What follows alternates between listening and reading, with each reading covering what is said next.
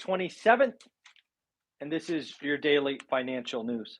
This is a new show that we do 7 days a week for more than 1,000 days in a row, so you can count on it. We try to start at 7:30 each day, except, of course, on Thursdays, we throw you a curveball and start at 7 o'clock. So welcome, like, subscribe, comment, interact.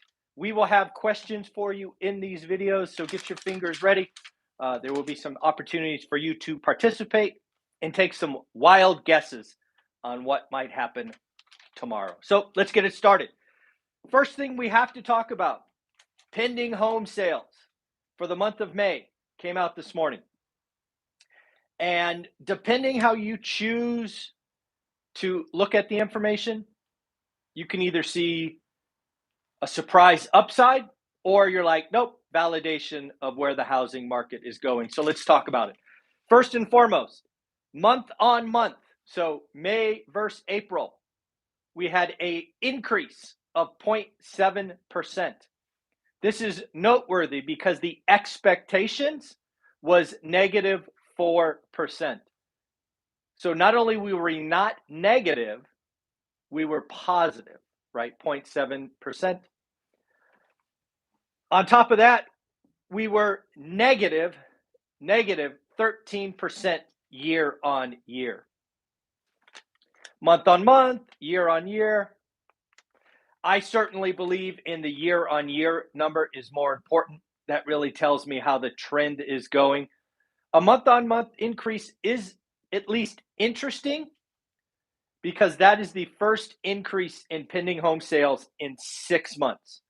We had a steady decline for 6 months. So again, as far as activity for the month of May, slightly better than April, but down significantly from last May. Next, inventory. This is the big one. Inventory is finally going up by a decent, if not excellent clip. Inventory was up 21% again, year on year. So this is a good news. The real estate slowdown kicks into gear as inventory ticks up. We have to get past kind of like 1.7, 1.8. These are 1.7, 1.8 active listings. Last time I checked, we were still about 1.1, 1.2. So we're heading in the right direction. We're not there yet, but it is coming. There is no question about that. Median list price. Median list price, again, is a year-on-year number, up 17%. Now, list price is almost irrelevant, frankly, right? I only care about actual transactions. We talk about it a lot on this channel, wish numbers, things of that nature. So really, for me, the important number was inventory, up 21%, and year-on-year, we were down 13%. Over here, something I wanted to give you kind of math or kind of numbers to look for, because I think the housing transaction crash is going to be pretty fierce. I want to give you numbers that I'm looking at. So in 2021, we did actual 6.49 million closings. That number comes from NAR, National Association of Realtors, 6.49. In May, we reported 5.41. That is an annualized number. So they take the May transactions, they add in some salt and pepper for seasonality, and then they produce a number, okay? We didn't actually close 5.4 million homes in May. It was an annual and seasonalized number. But nonetheless, it came in at 5.41, which is a negative almost 20%. If I was actually rounding, it would have went to 20%. It was like 19.96. But I felt if I put 20 up there, you would all think I was lazy. So I left 19.9. So where do I think this goes? The question is, and this is your first opportunity to participate with me, leave comments. Let's get the YouTube algorithm going, get these daily financial news to get up in the stack. The question is, do you think by sometime next year, perhaps this year, but certainly by sometime next year, we have an annualized sale of existing home sales under less than 4 million? What do you think? Yes or no? I believe we do. I believe we ultimately see potentially 50%, which rough and tough would put that number at 3.75. Again, rough and tough. So I think there is a lot of pain coming. But go ahead and participate with me. Yes, no, leave comments below. Do you think we see something below 4 million? Again, a annualized and seasonalized number. Next, more and more economists and people that I watch are agreeing with my whiteboard discussion. Folks, I have a playlist here called Whiteboard. And in that, one of the first videos we did was a look back or look ahead about 2022 and 2023.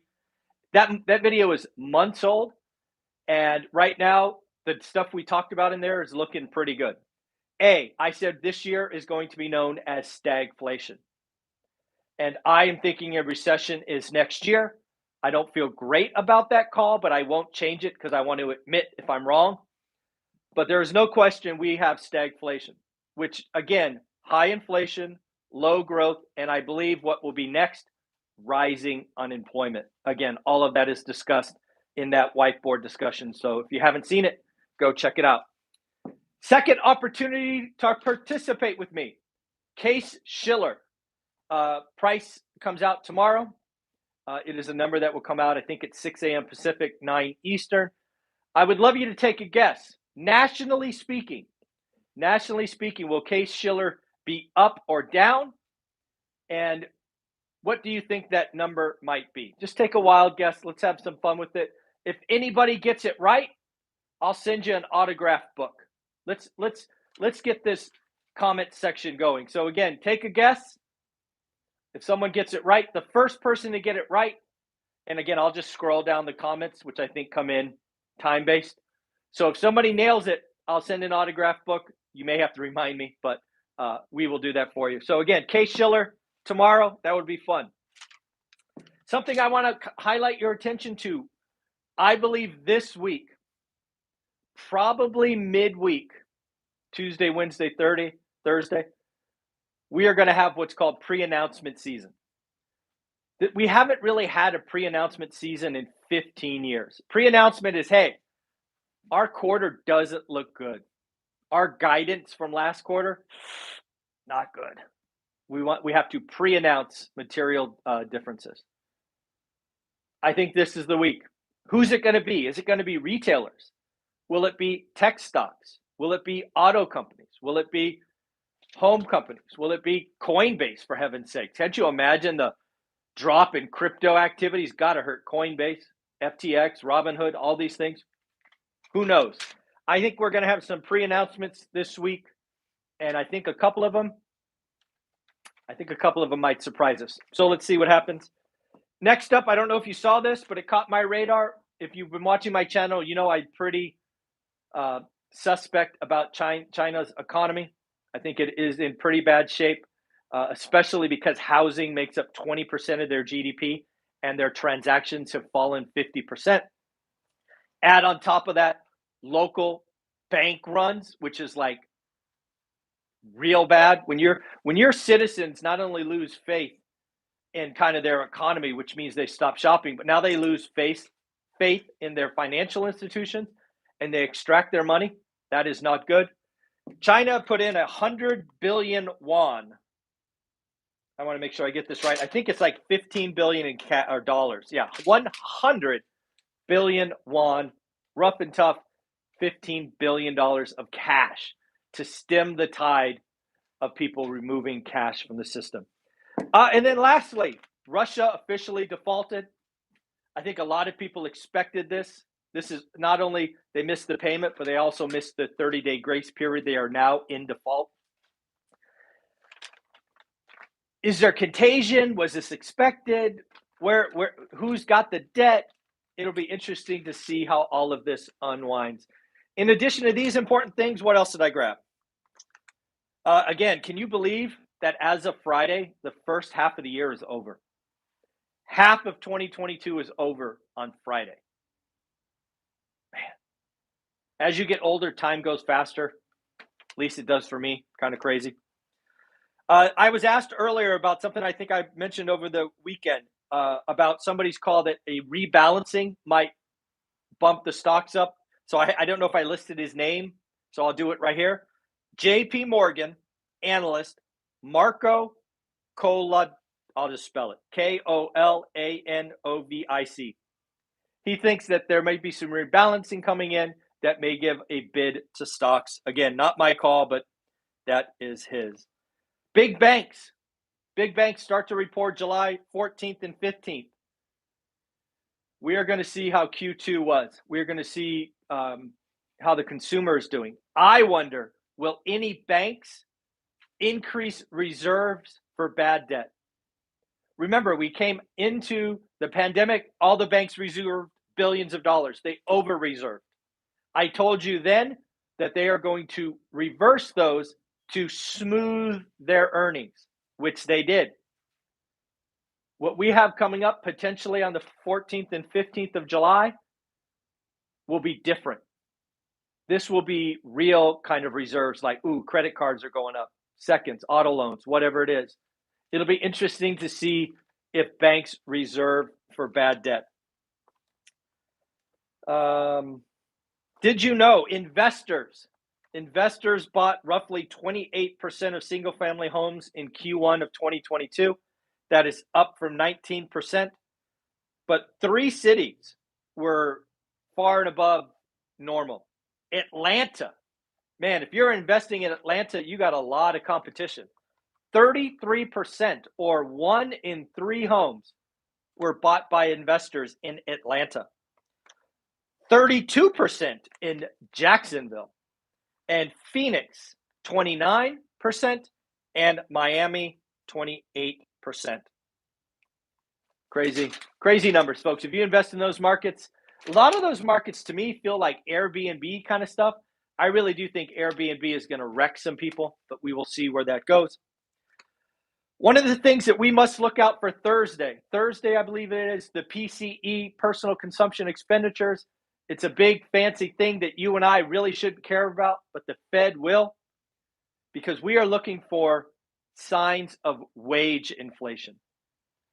If we start to see wage inflation enter the inflation spectrum, which I think we are, inflation is not only broadening, not only getting stickier, but will become a bigger and bigger problem. So we will get our first cut of that this Thursday with PCE. And then finally, remember, there's lots of people looking for a bottom. As I learned in the dot-com crash, as I learned in the real estate crash, as I've learned for my research now of the 70s, you won't really find the bottom until people give up. Till people, your friends, your network say, I will never buy stocks again. I will never buy crypto again. We must kill the buy the dip mentality before there will really be a bottom. So I think what we're going to see coming up is finally earnings cuts. The fact that the S&P or the analysts in Wall Street still say the S&P 500 earnings will be up this year and up next year is insultingly bad. Insultingly bad. So folks, that is the daily financial news. Remember, 2 opportunities to participate. 1, will we see a annualized existing home sales below 4 million this year or next? Yes or no? And then if you want to guess for an autographed book, what do you think Case-Shiller will be tomorrow? If you answered either of those questions during this live stream, I would ask you to put them in once the video's live, because I don't have my glasses and I can't see any of these words that are popping up. I'm sorry. So let's put them in the comments so we can go back. And again, if you nail the number, I will send you an autographed book. I'll just get your address somehow, some way. So take care of yourself. It's Monday. We should be talking with Greg. We should be talking with Taylor. And I have a super, super surprise for you at 10:30. She is amazing. You are going to love her story. And I can't wait to share it with you. Take care, everyone. Bye-bye.